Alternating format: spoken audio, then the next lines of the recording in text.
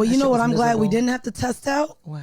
Ownership of this goddamn podcast. You know what I mean? We don't have to test out freedom. We already here, baby. We here. And I mean, no one taught us really even how to deal, I mean, legally what this had looked like. Right. I mean, guys, and for anybody listening, I guess, let's go ahead and speak to the creators, because here we are. Here we are. Oh, hi. Spotify. we are finally here. Part of our freedom and liberation includes now getting to talk to all of our nieces and nephews and friends of benefits on Spotify. Yeah, a lot of y'all have been asking us to come to the platform. And of course, that was just a thing that wasn't possible last season. Yes. So we're here. And yeah, I mean, long time coming. Also, if you are watching us on YouTube, if you like watching us on video, Wednesdays, our full video will be on YouTube on Bridget Kelly's page. Yes. And if you're watching, you see the new home. Yeah. But yeah, I guess I wanted to kind of talk to y'all a little bit about what this has looked like over the last couple months for Bridget and I. And of course, Bridget, this being a new space for you and pivoting to yet another part in your career. We just keep the pivots, at this point, a bitch is twirling. We're ballerinas now.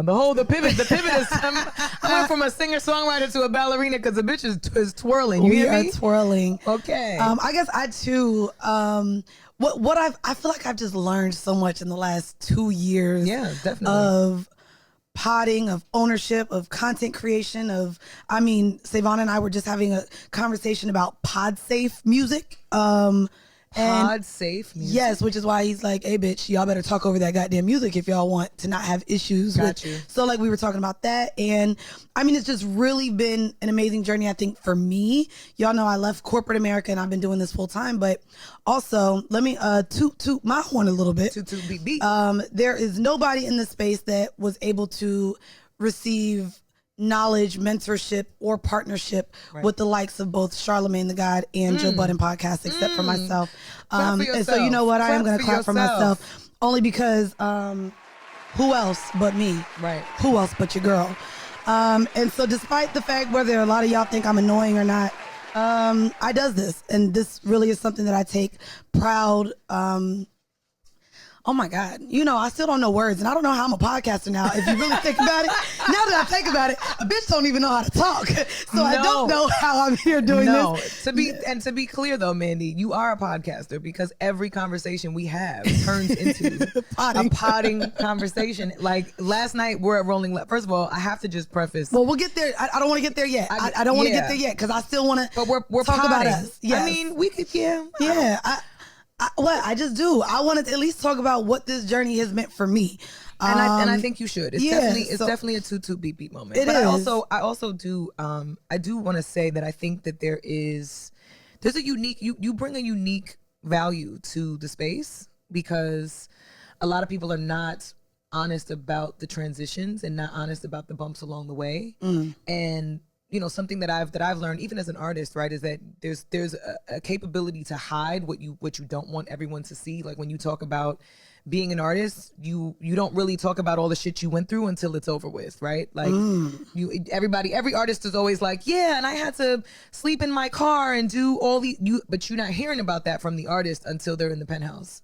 Right. That's when you hear about the sleeping in the car. Or when you're scraping up $5,000 for a Rolls Royce. But okay, Drake, go on. Yeah, right.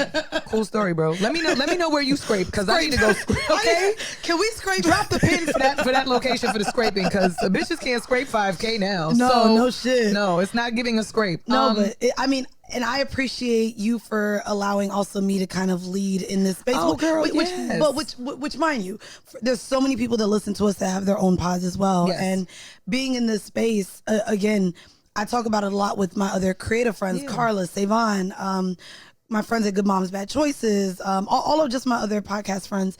And this space is ever evolving as well. So the fact that I've been doing this now for 5 years, and bitch, I'm still learning. I'm still asking the questions, because literally, it is ever evolving, ever changing. We see a lot of big deals coming in now. So now the corporations have the ad dollars. Shout out Target.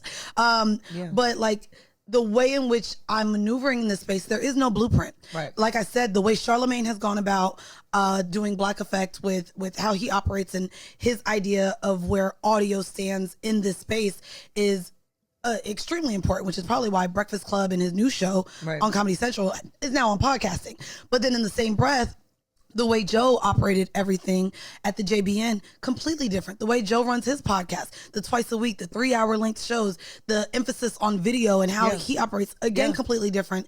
And when I went on Brilliant Idiots last year, I had the opportunity to listen to Andrew Schultz. Right. Andrew Schultz has maneuvered this space in a goddamn way where he focuses on audio, but has built the infrastructure of a team.